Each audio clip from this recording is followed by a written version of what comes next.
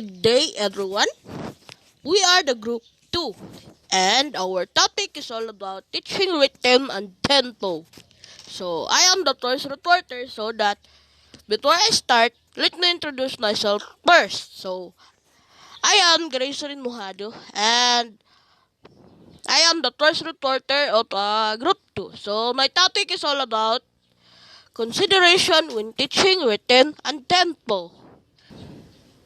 Is written can be tangible realized that is it can be experienced and heard.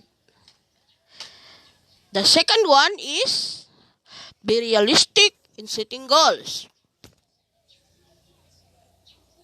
The third one is listen. Be sure that when teaching rhythmic patterns, you are setting the right example, correct and consistent.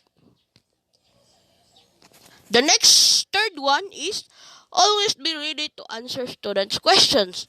Be honest and do not pretend that you know something you don't know. The fourth one is when you're teaching the time values of notes and rest, sometimes it's hard to understand how the concept of one half beat mean.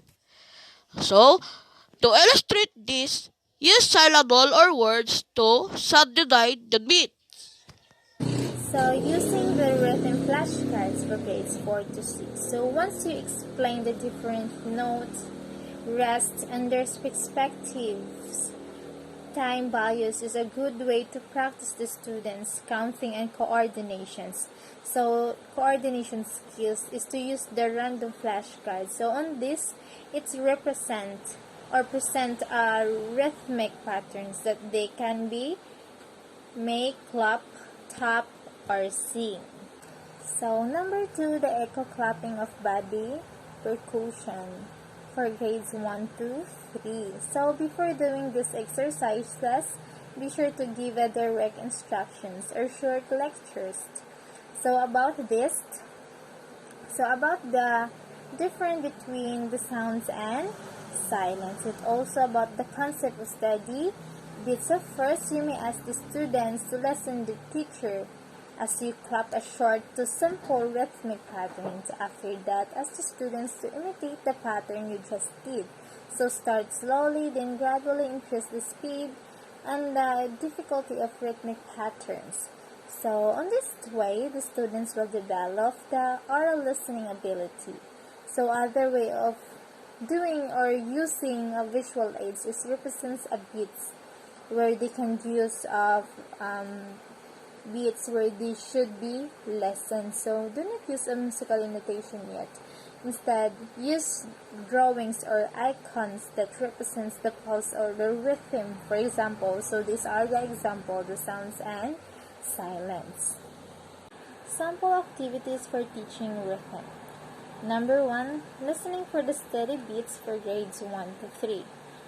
A good way for students to understand the concept to let them place their hands on their chest.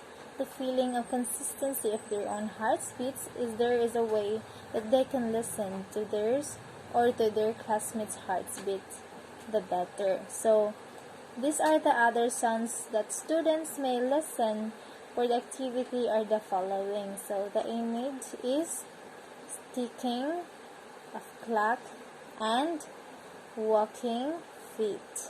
So, our next topic is all about sample activities of teaching tempo. So, first is modified dance twist for grade 1 to 2. Just like this. Next is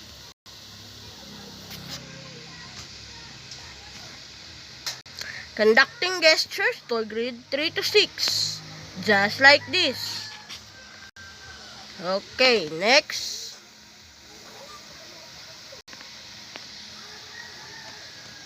Can I use my smartphones to help me teach rhythm and tempo? What do you think? What do you think, guys? Okay, yes, of course. So next, awesome music. So let's go to activity. What comes? Okay, activity 1, brainstorming. So To develop a simple activity that can be used in teaching students how to create rhythmic patterns in two-fourth, three-fourth, and four-fourth time signature. You may use a bond paper A4 size to illustrate your concept. Afterward, present and discuss your work to our class. Our activity 2 is still working with your partner from the previous activity.